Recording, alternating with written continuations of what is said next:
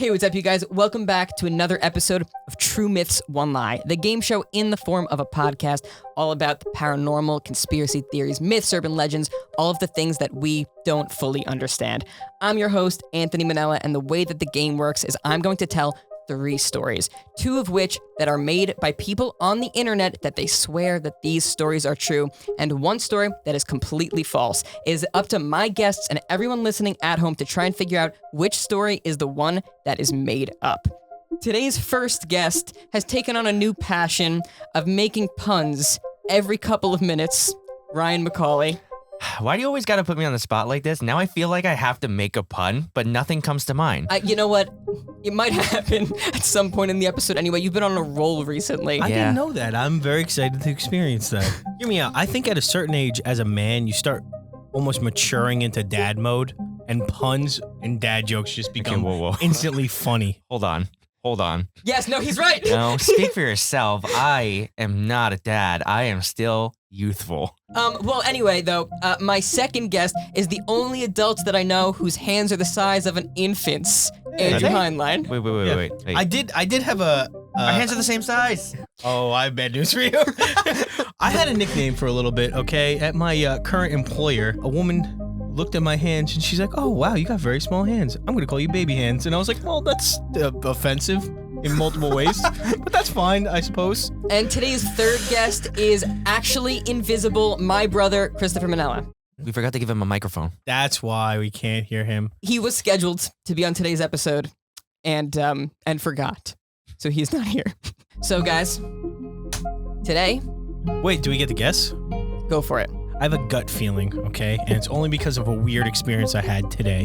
Okay. Does it have anything to do with computers or cybernetics at all? No. Okay, I have a guess. Yeah. Is it the stairs? The stairs in the woods? No, but I was working on that one. So is it an SCP? That's our mini game today. So you got that right. 1 point. Okay, but today's real topic is going to be sleep paralysis demons. No. I don't think I want to do this. Can I just say before we go into the topic that I have experienced sleep paralysis a lot. Me too. And there was a period of my life where I guess I was just under so much stress that I had sleep paralysis literally every single night. But it wasn't I never saw any demon or anything.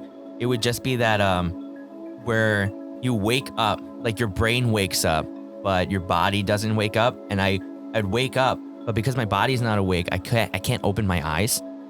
And I feel like I also can't breathe. I can't breathe, I can't open my eyes, but I'm awake and I'm freaking out. And I would go through this feeling like I'm dying, wake up in a sweat, panicking, fall back asleep out of exhaustion from the panic, go through it again, and this would repeat 6 times in a single night, every single night for 2 years. That's horrible. Yeah. That's way extreme. I experienced it once as a kid. I was able to open my eyes. I could look around the room, but I was paralyzed. I could not move. I was frozen, and I remember trying to yell over for my mother to help. I was that young. I was sleeping in the bed with my mother, and I tried to say Mom, and I couldn't say anything. Can't talk. Yeah. But I also wasn't super freaking out either. I literally remember thinking, well, she'll wake up eventually and she'll help me. and then the most calm kid in the world. And then I just closed my eyes and went back to sleep, and then I woke up normally. But yeah, you basically did the explaining of what the topic is for me. It's basically when your body is asleep, but your mind is awake, and you're aware of your surroundings. You can see things. I guess in your case, you weren't able to open your eyes, but some people are able to. And those people who are able to sometimes see things, and they start to hallucinate, and that is specifically what we're going to be talking about today. Hallucinate or really see something? That's what we don't actually know. That's the scary part. Yeah. That's a good point. I have a theory based on the whole seeing things. So just like before, how I said that mine is my brain wakes up, but my body doesn't wake up. I think when people see things, it's the reverse. And their body wakes up, but their brain doesn't wake up. So their body's awake, their eyes are open, but they're still dreaming. So their brain is projecting these images out. Yeah, so you're not wrong, but your mind, what happens is, or at least what they say is what's supposedly happening, your mind is awake, but it's also in the dream state, and they're overlapping at the same time. That's so it's terrifying. bringing things into your real life. But for whatever reason, people don't have normal happy dreams, they see these horrible figures. Usually it's like shadow people, and it's like... Well, I think it's because it's induced by stress. But I think that's why. Yeah, I think so too, but I also have another wild theory that like maybe there are these demons that exist in the realm between reality and dream world. Yeah. I'm not sleeping tonight. I want you to know that. It's terrifying, but So- like kind of cool to think about. They say that it's all in your head and that it's Who is they? hallucinating. Who is they? I'm Like- sorry. I'm like- like just screaming from across the room. Who is they? Scientists say that it's all in your head. It's What just do you they know? hallucinating. But I don't know. There is a part of me that feels like maybe there is more to this. Regardless, this isn't a topic where like, do you believe in it? This is 100% true. Oh, This is 100%, confirmed. People have this happen to them all the time. And we're going to go over 3 stories today that are some of the more intense cases, because a lot of people have it the way that we've had it, where you just are helpless, you can't move, but other people see things, and that's what we're going to be going over. Right. Story Number. Sorry. That was stupid. Story number 1. So there's a guy, middle of the night, he sleeps with his wife. I'm already afraid. I'm sorry. Because I'm a guy and I sleep with my wife. So continue. Most people do. Don't take it personally. yeah. Okay. It's okay. I will say that 2 of our stories do involve a guy who sleeps, though. So, I don't know. Okay. Wait, only 2, but it's about sleep paralysis. Oh, the third one must be a woman. I understand now.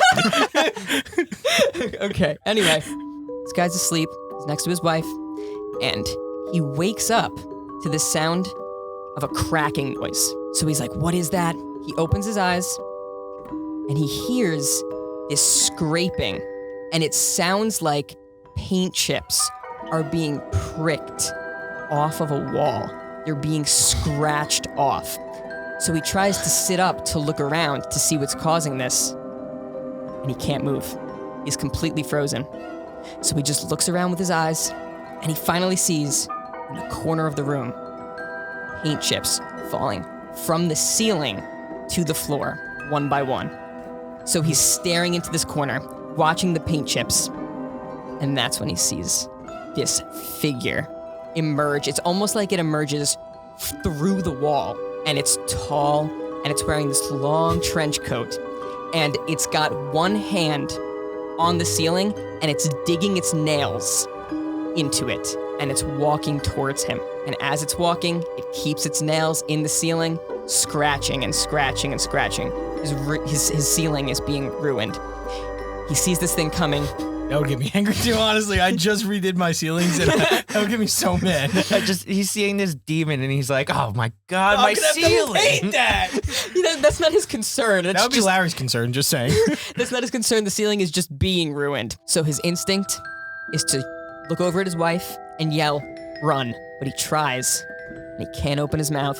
He can't speak. Nothing comes out. So he's left to do nothing but watch this thing slowly approach him, scratching the ceiling. It finally gets over to the side of his bed, and the guy is freaking out. Okay? Actually, I would assume. And that's when he hears a voice, and he says, "Shh, don't worry. This is nothing you didn't ask for." And he takes his hand off of the ceiling, and he's moving it slowly towards the man. The guy realizes that the figure's hand has these long, gross fingernails on it. And it puts its hand on the guy's arm, and it slowly wraps its fingers around the man's arm, and it pulls him. It pulls him so hard and so fast that the guy feels like he goes flying, and it scares him. He jumps, he startles himself, and he wakes up in his bed. He wakes up for real this time. Everything's fine. Nothing's there. His wife is asleep in his bed next to him. And that is the end. How's the ceiling? The ceiling is fine. That's the end of story number 1. Discuss. Can you just imagine, like, you get woken up to this, and then he's like, "Oh, it was just a dream," and then like he looks up and there's a scratch mark on the ceiling. Well, that would have. You just made it scarier. Yeah, right. Oh man. So, I probably shouldn't think this way, but obviously my brain does. I imagine this whole thing happening in my bedroom. So like I'm definitely gonna have a really hard time sleeping tonight. Like I'm imagining this almost happening to me. I feel the same way. When I was reading through all the stories and doing the research for this episode, every single story I read, I pictured myself in that same position where I experienced sleep paralysis back when I was a kid. So I pictured myself in my bed with my mother laying next to me, like in my parents' room for every story. And it's just, yeah, me and you are really good at putting ourselves in Oh, I am not happy about it. position. It was just bringing back traumatic memories for me. But At least you never saw anything. yeah, I did never see anything, but every time it happened, I felt like I was dying because I couldn't breathe. Right. I couldn't breathe. I felt like, all right, I'm gonna die right now. And Right. then eventually I would just wake up. Which, I beg the question, a lot of people say that when they experience this, they can't breathe, right? Mm-hmm. Are they actually not breathing, or is it just your mind playing tricks on I you? don't know. I know, like, people say that they feel, even sometimes they'll see something, like a demon or something that's like pressing on their chest. And that's when they say, like, oh, I wasn't able to breathe. Right. And I honestly don't know. Part of me feels like I'm not. Because, like, I don't know, maybe my body is not functioning correctly. But at the same time, when you're asleep, you're breathing. So I think it's just a state of panic. Because like even when you're sleeping, your body still has like reactions For sure. to whatever's going on in your head, right? Like you pee in your dreams, you actually pee in real life, right? Everyone knows How often that. do you do that? Never. Okay. but what I'm saying is like if you're like stressed out like in your dream or even having like sleep paralysis, you definitely are breathing heavy. Your heart's definitely racing. You're having some kind of like So you think you are still breathing, it's just your mind it's telling you probably you're not? labored. It's probably labored breathing because you're all like when you get anxious, you breathe heavy and you feel like you can't breathe. Yeah. Right, Nothing right. changes. Your environment changes, but like Yeah, you're breathing heavier. yeah, exactly for no reason. Okay, that's a good seemingly, point. and it feels like you can't breathe even Yeah. when you have a panic attack. Okay. Yeah, that's fair. I think that's kind of all I got for right now. It wasn't a very long story. We have nothing to compare it to yet. I gotta wait for another story to compare it to. This one at face value seems like it's very realistic, but then again, I've decided that we can't go with that anymore because Anthony makes very Yeah. realistic stories. I think Anthony could have wrote this one. Oh, he definitely Yeah. could have, but I don't know yet. Story number 2. I can't help but do it. Why I do you don't, keep I don't doing know. that? It's like I Can we want all to do say it it together? with you. Want to all do it together? Ready? Right. Story number 2. So there was a woman. She had a headache, so she decided to lay down for a little bit. She's trying to just take a nap, but she falls asleep for a little longer than planned. She wakes up to the sound of footsteps from behind her bed. Wait, can I interrupt you for a second? I'm sorry, but I'm just having a really hard time understanding the positioning of the bed. Yes, I'm thinking the same thing. Okay. I'm like now imagining the bed literally directly in the middle of the room. Who sleeps like that? What psychopath sleeps like that? So, okay, let me rephrase this. It's behind her. She's laying on her side, and it's on the other side of the bed. Okay, that makes Yeah. a lot more sense. I hate it still, and you shouldn't sleep that. Your bed should be positioned in a corner. Continue. So anyway, she hears For these. reasons like this, everyone, listen up, okay? This is tip number 1. You put your bed in the corner so you can only you fight on one front. We learned this in World War II, okay? You fight on 2 fronts, you lose. You fight on one front, you win. You can focus all your power forward. You don't gotta worry what's behind you. Demon comes, that's it.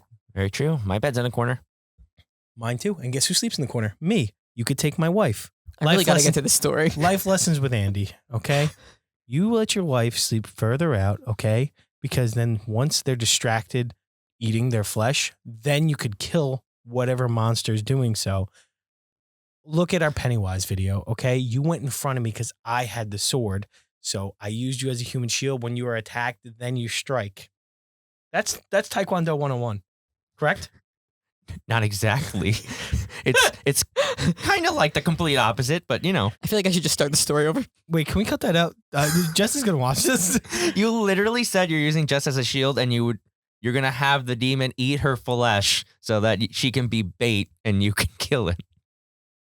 Story number 2. So there's a woman. She has a headache, so she goes to sleep. She's laying down in her bed, and she gets woken up to the sound of footsteps walking towards her bed from behind her. And then she notices that the bed starts to creak, and she feels her mattress start to move a little bit. This thing is getting in bed with her. So she starts to feel this like warm body presence press up against her back. She starts to feel breathing. Where's this story going? She starts to feel breathing on the back of her neck. It wraps one arm around her, and she convinces herself, oh, it's gotta be my best friend or something. It's gotta be someone that I know. So she turns, or tries to turn, to go look at her best friend, and she realizes that she's frozen. She can't move. She's aware of what sleep paralysis is, and she assumes, I must be having sleep paralysis. So she tries to say to herself, out loud, wake up, wake up. But she can't. She can't speak. She can't say anything. Even though she doesn't speak out loud, this thing hears her and responds to her, and in a weird, creepy, demonic voice, whispers into her ear, no. So she starts to freak out. She's struggling at this point. The harder that she tries to break free of this trance, the more this thing starts to laugh at her. Panicking, she's trying to move around, and this thing, with its arm that's wrapped around her, starts to press on her, and it pulls in, and she starts to feel like she can't breathe. She feels like she's now suffocating. She realizes that this is in her head. She knows that she needs to calm down, and eventually, this thing fades away, and she wakes up for real, and there's nothing in the room with her. And that is the end of story number 2. I'm going to give you some time to discuss. Okay. Go. So I originally thought Anthony definitely didn't make up the story. Now I'm pretty convinced Anthony did make up this story. Now I'm thinking again right this second that he didn't make up this story. Because he said, he started laughing at, he missed his opportunity to do the fake laugh, like to us, to give us a big spook. I was afraid I wouldn't be able to live up to the hype. Yeah, but he did do the no. And the scariest part is, I know this is not going to help us at all, but the scariest part is when he was like, oh, she's going to try and tell herself to wake up.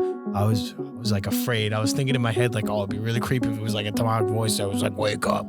But it wasn't. It was the demonic voice answering her, which is even creepier.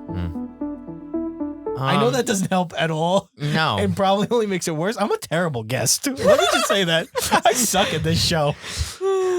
Thank you for your wonderful input that went in a circle and didn't It accomplish wasn't him. anything. It was him. It wasn't him. I'm back on it wasn't him. I'm kind of leaning towards that wasn't him, but I don't know, man. It's hard. Anyway, Tell us which one it is. we have a break coming up soon. But before the break, we are going to play a little mini game. So today, we are going to play, I think you played this before, Ryan. I don't think Andrew has. We're going to play a game called What's That SCP? Yeah. I am going to give you the name of an SCP, Sure. and based on the name, I want you guys to try and tell me what you think this SCP is like, what it looks like, what it does, so on and so forth. Sure. For those of you who are unfamiliar what an SCP is, it's basically anything mystical, anything paranormal, anything outside of our realm of reality, doesn't exist in our real world, and they're all these fake, fantastical creatures. Are they fake? They are fake. They're all fake. But it's like huge online. This is like, the creativity within the SCP community is incredible. They come up with the most amazing things. I'm gonna explain one of them to you guys right now, after you tell me what you think it is. So the name of this SCP is A Gift from Dad. Go. For a little bit, me and Anthony were watching a whole bunch of SCPs on YouTube for no good reason other than we accidentally stumbled across them. Some literally are like the sweetest creature in the planet and super sweet and won't hurt you, and these other things will rip you apart. And then some of them are literally weird, like a gift from Dad. Yeah, the name really doesn't help. I don't know. I'm kind of just imagining like a present, like an actual like box present. But like, you know, it's all wrapped up with the bow and everything, and it just has this little tag on it that says "From Dad." See, that was my initial thought, and then I really put on my thinking cap here, okay? Because, like I said, I know a little bit about SCPs. I'm thinking something even more fantastical from that, like a wrench that will literally fix anything, because that's what dads do, and that is the everlong gift from Dad. Or it's a terrible list of dad jokes. Maybe even like a book that just never ends of like ongoing dad jokes. Does the book talk? Does the book make the jokes? That I don't know the answer to. I don't know if anyone does. I would like to Anthony imagine, probably right? does. If it is this little book full of dad jokes, I would like to imagine that like the book has like these little legs and like arms and like Mickey Mouse kind of gloves. And like tells he's dad got jokes. he's got a mustache and a little top hat, and he just tells dad jokes. I love that. Like, can we get a hint? Is it can Something you said was very, very close. What if we combined everything? could be everything. Okay. All right. So like that way we at least get something right. It's like a multi-tool of dad things. Like it's just like a gift from dad, like a literal present. It has jokes on it, and it's a wrench. All right. That fixes Body everything. of a present. Uh-huh. Right. Body of a present. Little legs, little arms. He's holding a wrench, and the wrench can fix everything. And then in his other hand, he has a book of dad jokes. And he has a mustache. And the tag that says from dad says, "Hi, I'm dad." Also has a top hat. Has a top hat for sure. And wearing sandals with socks. And his name is Eugene. Definitely Eugene. I love it. It's not even close. but Wait, which part wasn't close? all of it, but I think that you guys should make this your own SCP. So what a gift from dad actually is, it is a ceramic bowl. It is just a white bowl with some flowers painted inside of it. And when kids are hurt, if they fall on the floor and they get a little cut, or they're feeling neglected by their parents, if they stumble upon this bowl, and the bowl notices that they're down and sad, this bowl will fill up with soup by itself. And when the kid eats the soup, it will calm the kid down and make the kid feel better. Okay, listen, we're gonna fight, okay? My dad has never once made me soup. If it was a gift from mom, would have guessed that instantly. Correct or incorrect? Yeah, I was very thrown off.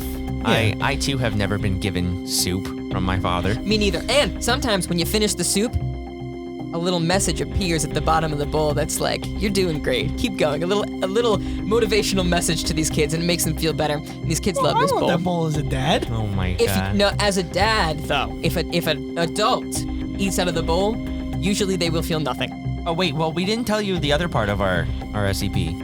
That it's a bowl. There's a bowl inside the Right. present. That's what was inside. That was Yeah. the gift from You dad. didn't let us finish. Yeah. Anyway, So the wrench was no dad jokes. Oh, we no dad jokes. We won. We got it right. Yeah. All right, let's just end the episode here. All right. Well, we are gonna go to a break. I just thought that was a fun little SCP. Super random, super weird. I had to pick this one.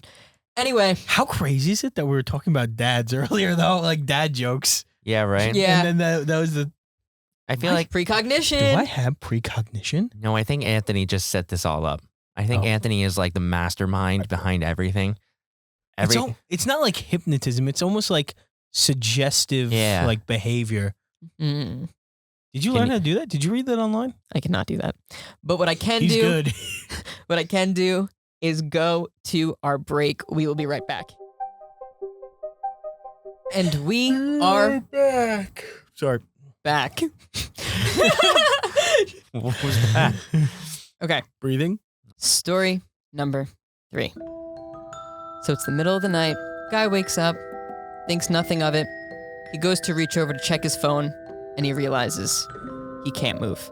And he starts to panic a little bit, and he notices that his bedroom door is creaked open. This big, shadowy figure comes out of the door, and it's got these long, distorted limbs, and this thing is just moving slowly towards him. And it's breathing heavy. This guy closes his eyes, tries to calm himself down. He hears the door close when he's got his eyes closed. He just waits it out. Some time goes by, and he figures, okay, I don't hear anything anymore. I must be fine. This thing must be gone. He opens his eyes, and this thing is standing right at the foot of his bed. And he can now see that it's wearing a cloak that's covering about half of his face, but he can see its mouth, and it's staring at him, and it's smiling. And then the thing says, "You're okay. It's okay. Don't worry." And it starts to move closer to his side of the bed. And this thing is moving so slowly that it's only making the suspense worse. It's only freaking him out even more. It finally gets over to the side of his bed, and it puts its hand on the man, and he has this cold chill that just runs through his entire body. And he says, "See, I told you you're okay. I just wanted to see you. I'll be back. I don't know when. Maybe a few weeks." He watches this thing take its hand off of him, and it slowly walks out of the room. It opens the door, closes it behind him again, and then the man wakes up for real. And that is the end of story number 3. I'm going to give you some time to discuss. Go. I don't know. I could imagine. The other two, right? I was imagining my bedroom. This one, I imagined Anthony's bedroom. So did I. See, it was the door. He was the door. This one's fake. It has to be. It's gotta be. Yeah, there's a reason why we both were picturing Anthony's bedroom with that one. I don't know what it was about it. Also, when he said the door was open, I was just thinking of like Austin. I'm like, Austin can't exist in a place where doors are open because I feel he's too that. terrified. That's a true fact. Yeah. I don't know, I'm kind of leaning towards 3 now. I am too, like confidently so. Like it was like as soon as I started hearing the story, I was like, this is Anthony's bedroom. I'm going to recap all 3 stories, and then I'm going to have you guys make your final decisions. Okay? Mm-hmm. Okay. So, story number 1, guy wakes up in the middle of the night to a cracking noise. He sees some paint chips falling from the ceiling. He notices this thing come out of the corner. It comes towards him. It reaches its weird hands down towards him. It pulls him, and he wakes up. Story number 2, woman has a headache. She lays down to get some sleep. She gets woken up by these footsteps coming from behind her bed. They're coming over towards her. It gets in bed with her. It wraps itself around her, suffocates her. She freaks out. She wakes up. She's okay. Story number 3, guy in the middle of the night wakes up. This weird thing with deformed arms walks through the doorway, comes over to him. It smiles at him. It's got a weird voice. It tells him that you're okay. And it says, "I'll be back," and it walks out. Those are your 3 stories. I'm going to give you some time to make your final decisions. Number 3 doesn't even wake up. He does wake up. Just lift it out of the recap. Go. Okay. Do you remember him saying that the first time he told the story? I don't remember him ever waking up. Did he jolt himself awake? I don't remember that. No, I said he wakes up normally. He just wakes up. I mean, either way. I think we can eliminate story number 2. I think that story was a little too disturbing, and Anthony would not have made that. I agree. That sounds like a very internet story to me. Yeah, I think we're between 1 and 3. Number 1 feels very internet to me as well, but then Anthony is an internet star. Yeah, but I can see him making 1, right? But something about 3, man. It's just like you were saying. Feeling. Like we both had that. Like the other stories when he was telling them, I wasn't necessarily envisioning my own room, but like I was just envisioning some random room for the first 2. And for the third one, as soon as he started telling that story, for some reason, I was just picturing it in Anthony's room. Right? Like his door cracked open. Yep. Like almost like how every one of his videos start is something coming through his room in his bedroom. Yeah, I don't know. I think 3 is just speaking to us for some reason. I really can't explain it. Maybe you're right. It has to do with the door. I don't know. Something about story 3. I feel like that's the one we got to go with. Please make your final decision. Right. I'm 3. I don't think there's any way I'm going out of 3. So, Anthony, we are. I'm sorry. I'm so excited. That was the funniest thing I've ever. Okay. Let's bring home the W. Lock it in. Anthony, we are locking in story number 3 as the fake story that you made up. Because the other ones I hope are fake too, because I'm scared. I'm so sorry, guys. It was not 3. He's lying. I'm You're waiting lying. for him to. No, it really wasn't 3. Wait, what do you mean? It's not story 3. He's lying. He's lying. No, he did this in the last one. He was like, "You guys are wrong," and then he was like, "Just kidding." Guys, it's really not. Come on. Oh, you want me to just fake it? It was story 1, wasn't it? It is story 1. Dang. I thought you guys had it. You guys were leaning so towards it. I went in knowing you guys were gonna know that I didn't write story number 2. Right. And I figured, okay, I'm gonna give them story 2 as like a Just way stop to talking. narrow it down. Just stop talking.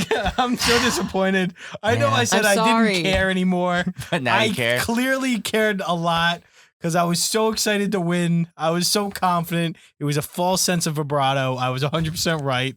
I'm disappointed. When story one was told, I was like, I feel like he wrote this. And then story 2 was told, I'm like, yeah, no, this wasn't him. Story 3, I imagined your bedroom. Yeah, something about that story made us both think of your room.